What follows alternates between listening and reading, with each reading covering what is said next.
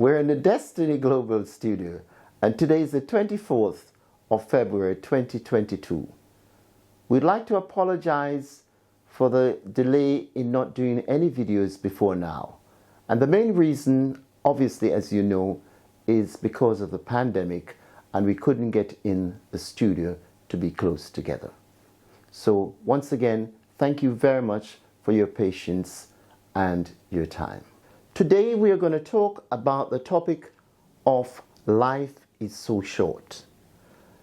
Because during the pandemic, so much people has lost loved ones, people that they know, and everything around them seems to crumble for a while. Now England has done away with all the things that people used to think that during the pandemic you have to wear a mask, you have to social distance. So many things were happening. And all of a sudden, these things no longer are required. There is a serious dichotomy between life and death. And we never seem to understand or know the true purpose of it until we ourselves have had someone who we loved has passed that direction. Now, why is life short to some people? A lot of people, life is short because they have not fulfilled their purpose. What is purpose? Purpose is what you came here to do. It's a fulfillment. It's a gift. Until you know your gift, you cannot fulfill it. The reason being, even now, the person who is operating this camera, that is their gift. They love what they're doing. Money is not the main source. It is very, very important. And we're going to touch on the topic of money with a short life. Because some people think that, on the contrary, you don't need money. Well, that is an illusion. Because even in the Bible, it tells you that God, health, money. So money is a very useful resource. As my college friend in Jamaica said, money is a form of exchange which induces labor. That is Mr. Witter's quote. And I want him to get the full benefit of his quotation. Now, going back to the Bible, you can see from Adam and Eve, God gave Adam total control over the earth. He had the finest garden, everything in it. What did he do? He mismanaged it. And the majority of things, people, us, we mismanage things. We mismanage money. Money is not the problem, it's the way we handle it. What did God do to Adam? He turfed Adam out of the Garden of Eden. So, if we have one of our sons or daughters, I'm giving you examples, and you know they're not capable of handling whether money or any value, and you place it in their hands and they destroy it, they're not to be blamed. You are to be blamed for it. Because you have to look at the capability of the person. And I want to draw and deduce again from the Bible the master who gave his servants the talents. Talents means money. He had 3 servants. And servants doesn't really mean the word servants. It could be sons, it could be his daughters, etc., etc. He gave the first one 5 talents. He gave the second one 2 talents. And he gave the third one 1 talent. And they went away, and the one who gave the 5 talents multiplied and came back and gave the master 10, which is, he made 5 on top of it. The one who had 2 went away and brought back 4 talents. He made 2 on it. Now the one who had 1 went his merry way And yes, he went his merry way because he buried the one talent. And when the master asked him for it, he gave him the one talent. And his response was, he didn't want to take any chances. He didn't want to take any risk. So he buried it. The master took the one talent and gave it to the person who had 10. Now that story, some people might look at it and say it's not fair. Life is not fair. If you've been given something to invest and you bring return, why shouldn't you have more investment to get more return? It would be only foolish of anyone who entrusts someone with what they have and knowing that they're going to destroy it. And we can use different examples as well. If I have a beautiful car, well, a nice car, and I know my son hasn't passed his tests, and I entrust my car to my son, and he smashes up the car, moreover, he meets in an accident and somebody gets injured and may even get killed. Look what I've caused. It's not my son's fault. It is my fault for entrusting, knowing that the capability isn't there. So we have to be careful about this road of life that we take. And we have to look at life in many different forms. We know that we are born to die. But in between that time, we have to use time and make it count.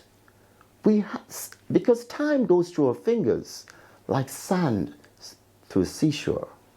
I remember my friend, we were talking yesterday, and he said to me, Bob, do you realize it was 2012 the other day? Whitney Houston died then? I said, what? 10 years ago? He said, yes. Before you know it, we're in 2022, the same 12 years gone, we'll be in 2034. It shocked me. I was numb. I was aplumb, nullified to know that in 12 years' time, we'll be in 2034. Because we take time to think that we have all the time on this earth. We don't. We don't. And it's not people, it's our decisions. Because if your thinking is wrong, then you're going to be wrong. If your thinking is right, you're going to be right. So it's the decision we make in life. People always blaming people. They're blaming the government, they're blaming the system, they're blaming their mother, their father.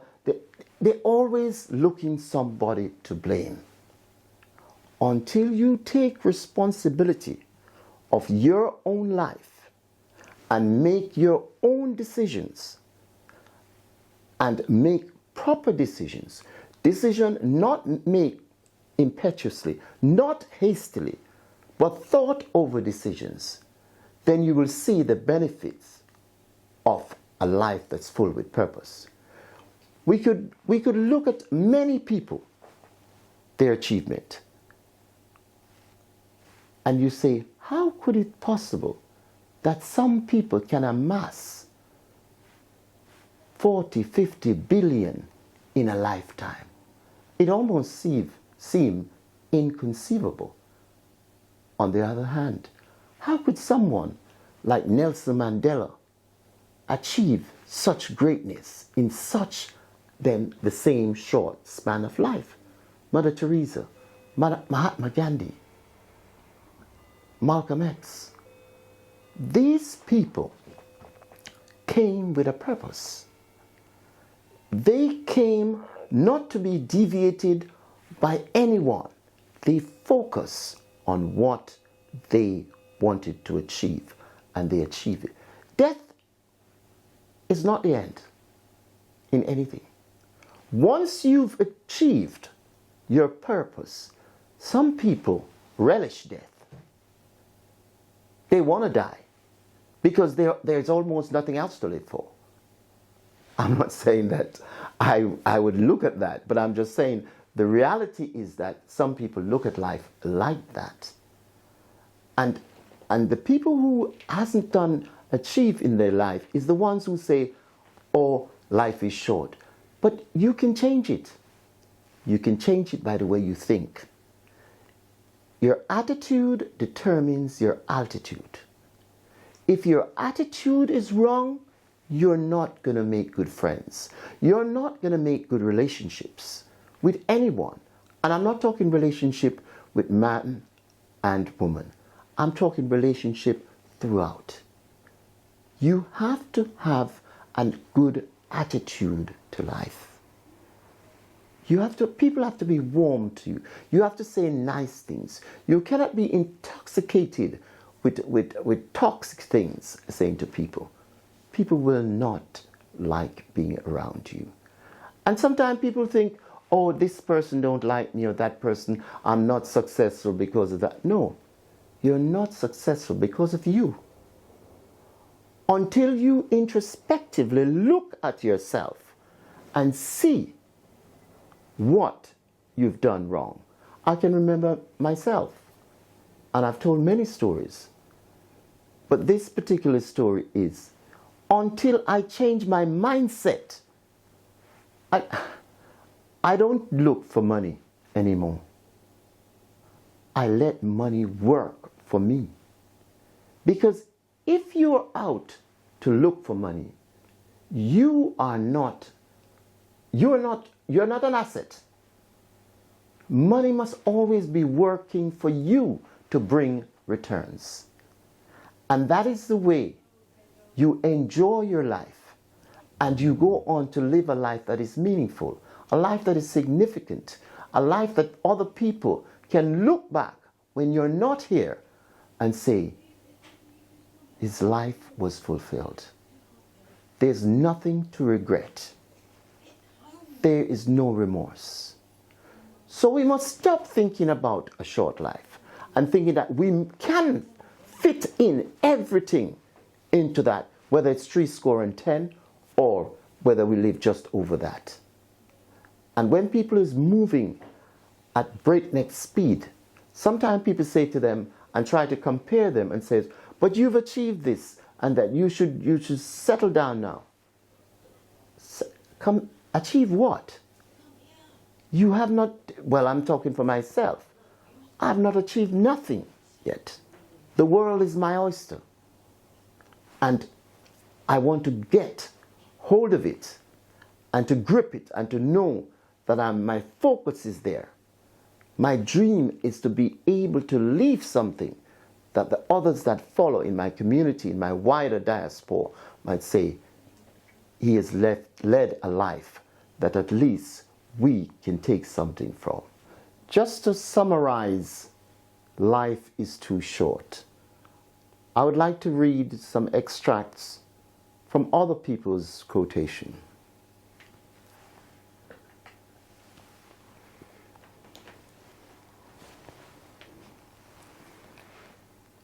We sometimes get so caught up in our busy lives that we forget to do more of what makes us happy. And whenever something good happens, we don't take enough time to appreciate it. We want to please, to be accepted, and for that, we do all kinds of compromise, wasting precious time that we'll never get back. Too many of us think that we have enough time, and we postpone our dreams. But we only have enough time if we use it wisely. So whatever makes you happy, do it now. And there's a next quote I'd like to read. Let's not allow ourselves to be upset by small things. we should despise and forget. Remember, life's too short to be little. And finally, life is short. Break the rules. Forgive quickly. Kiss slowly. Love truly.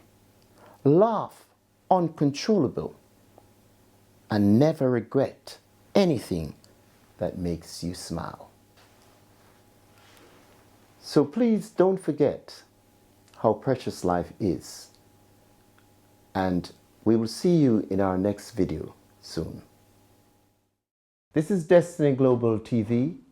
Please subscribe and leave your comment below.